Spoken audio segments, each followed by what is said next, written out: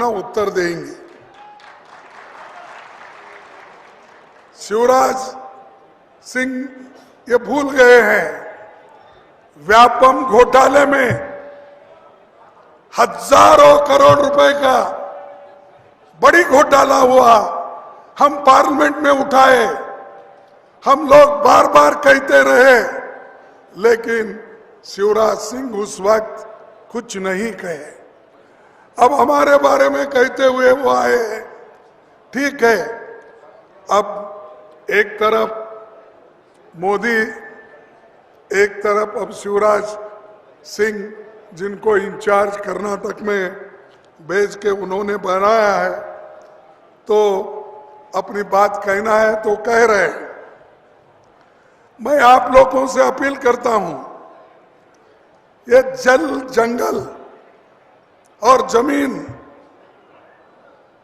ये जो कब्जा कर रहे हैं लोग, इसको आप रोकना चाहिए। रोकने के लिए आपकी एकता की जरूरत है और ये कहना चाहिए कि ये जंगल, जमीन और जल ये हमारा प्रॉपर्टी है, ये आपका और मोदी जी का नहीं है, इसको हम बेचने नहीं देंगे, इसे हम बेचने नहीं देंगे, ये आपको कहना होगा। अब आने वाले पार्लियामेंट चुनाव में आज आपको ये भी कहना है, भाई मध्य प्रदेश में 3 लाख से अधिक वन अधिकार पट्टे खारिज किए। 3 लाख जो पट्टे जिनको मिला था, मिलने वाला था, उसको उन्होंने खारिज किया। ये गरीबों के लिए काम करने वाले हैं।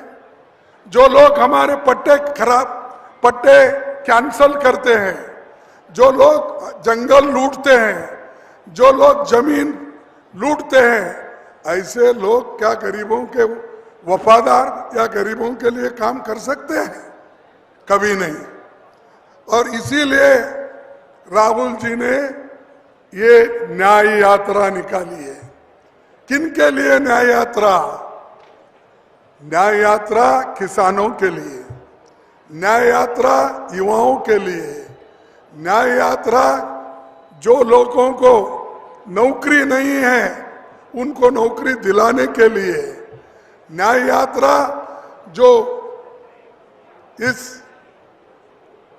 अपने मध्य प्रदेश ही नहीं सारे देश में आज जो महिलाओं के ऊपर अत्याचार हो रहे हैं, अन्याय हो रहे हैं, कुचले जा रहे हैं, ऐसे उनके खिलाफ ये न्याय यात्रा है।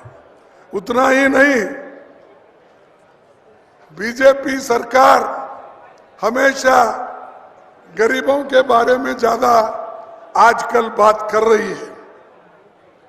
मैं पूछता हूं मोदी जी को, जब यहां आते हैं, आप भी पूछिए, जब शिवराज की सरकार थी, एक शेड्यूल ट्राइब आदिवासी बच्चे के मुंह में पेशाब किया गया, उसको को आपने शिक्षा दी? एक आदिवासी बच्चे के मुंह में इनके जमाने में पेशाब किया गया। बाद में मैं देखा उस बच्चे को, उस व्यक्ति को घर में लाके उसका पैर धो रहे हैं और उसकी पूजा कर रहे हैं। अरे बाबा, उसको पहले खाना दो, ये जो अछूतपन है उसको निकाल दो, जो गरीब है उसको कुचलने का छोड़ दो, बाद में पैर धो। पैर धोने से कोई खुश होता है? उसकी जितनी अपमान करना था आपने अपमान किया, उसको मनुष्य नहीं समझा, आपको आदमी नहीं समझा आपने।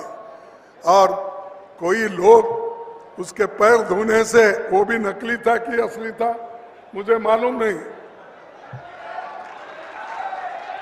किसको लाए थे, किसको बिठाए थे, और इन्हों भी बैठे अपना ऐसा टावेल लेके ऐसा ऐसा करते बैठे उसके सामने।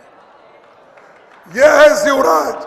और ये हाथी के दांत खाने के एक होते हैं, दिखाने के एक होते हैं, उसमें यही शिवराज है, यही बीजेपी है ये।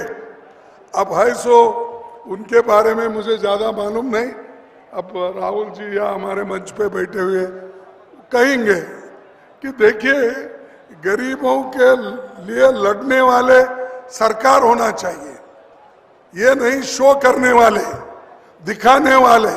शुरू में तो शाह, मोदी जी, उनके लोग तो पहले पीरियड में शेड्यूल कास्ट के घर में, दलितों के घर में जाके खाना खा रहे सो बताते थे लोगों को। अरे भाई उनके घर में जाके खाना खाए ये बड़ी बात हो गई, तो इंसान नहीं है वो। ऐसी आपकी मानसिकता है, उनके घर में खाना खाए तो अछूतपन निकल गया, ये सोच वाले हैं। मैं ये कहूंगा, कोई कुछ भी कहने दो, जब तक इस देश में ये वर्णाश्रम रहेगा, ये 4 वर्ण रहेंगे, तब तक शेड्यूल कास्ट, शेड्यूल ट्राइब, पिछड़े लोगों का उद्धार नहीं होगा। इनका उद्धार अगर होना है, एक ही काम हमको करना है, जो राहुल जी ने बार बार उठाया, हम भी उठाए, जनगणना करना चाहिए। कौन कितने पानी में है, कितना धन किसके पास है, किसके पास एजुकेशन है, जमीन किसके पास है, ये सब उस जनगणना में मालूम होगा। पिछड़े हुए लोग, उनका भी मालूम होगा, जो अपर कास्ट है उनका भी मालूम होगा, जो सबसे दबे कुचले लोग हैं उनका भी मालूम होगा। तो आज सरकार, केंद्र सरकार क्यों डर रही है, क्यों वो जनगणना करना नहीं चाहती? इसलिए कि उनका पोल खुल जाएगा, और वो पोल खुल गया तो युवा जागृत हो जाएंगे।